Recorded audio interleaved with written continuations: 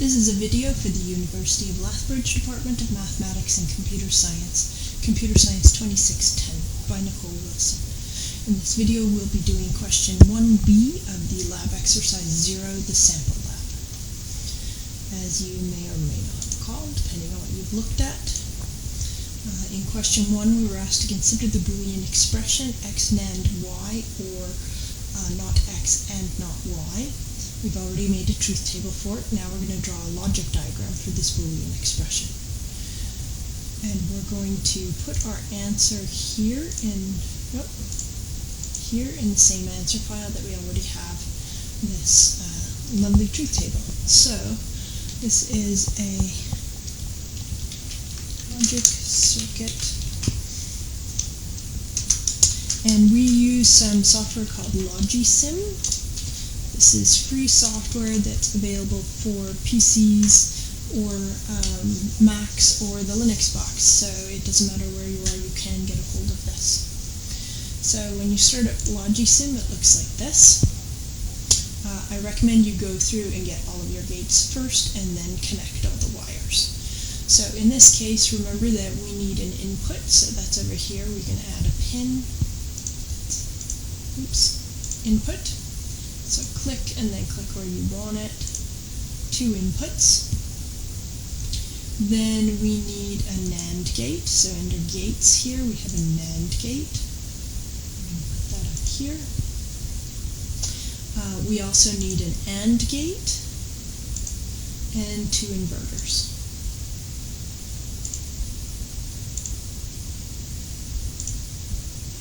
We're going to take those two and we're going to OR them together. And then we need our output up here. So now everything's available and we're going to hook things up. Make sure you've got everything where you want it. It's more difficult to move things around once we've got them hooked up. So notice there's 5 spots on these big gates to hook things up. Although this isn't true with actual circuits, with these, if you don't have some of them hooked up, they're ignored. So I'm going to use the top one for that switch and the bottom one for this switch on the NAND gate. Similarly, my knots are going to line up top and bottom on the AND gate. So I can hook this directly up and this one.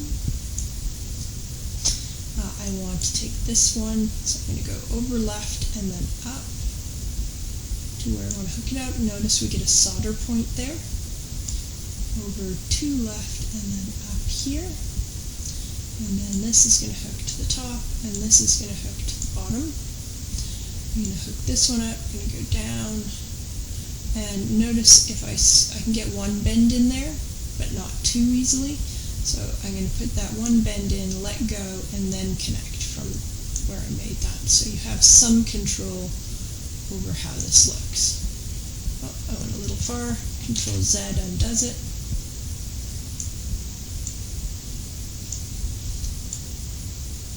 And then I'm going to hook the output up. And as soon as I hook the output out, it changed to a 1. If any of these wires are not dark or light green, it means things aren't hooked up properly, or other signs if you can't see the colors. If you don't have a 1 or a 0 being output here, once you've got it all hooked up, something's gone wrong. If you get all kinds of weird stuff happening and you can't figure out what's wrong, worst case scenario, it just goes crazy. Just get out of the program, shut it down, start it up again. That usually takes care of it. So here's everything. Now we want to put in some titles. So we want to label it, so I'm going to pick this labeling tool here, and I pop that down. I'm going to say this is my X, this is my Y, and my output here, remember, is X NAND Y, or not X and Y not. Not Y. These are not where I want them to end up, so I'm going to use this tool, the pointer again, to grab them and move them around.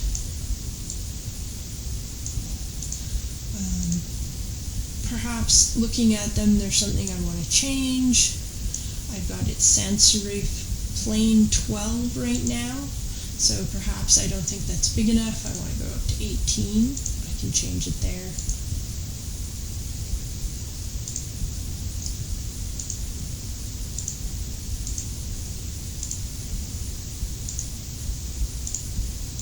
And now it's a little more legible.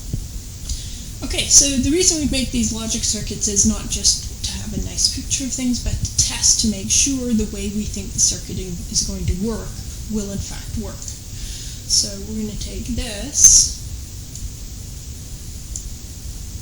and our truth table here.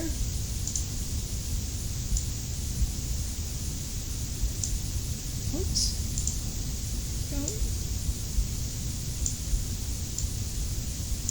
And we want to make sure that we get the outputs we expect when we test this.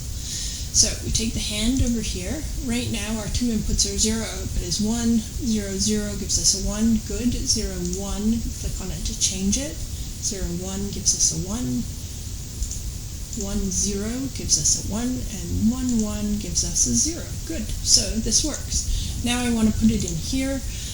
If you are on the Linux side, there's a K-Color snapshot program that does the same thing as Snip does on a PC, and I don't remember how to do it on a Mac, but if you have a Mac, I bet you know. So we choose New to get a new snip and just drag around it. And there it is. It automatically copies, but you can do Control-C if you want to be sure. Just click in here where we want it and paste. And there we've made the logic circuit for this question.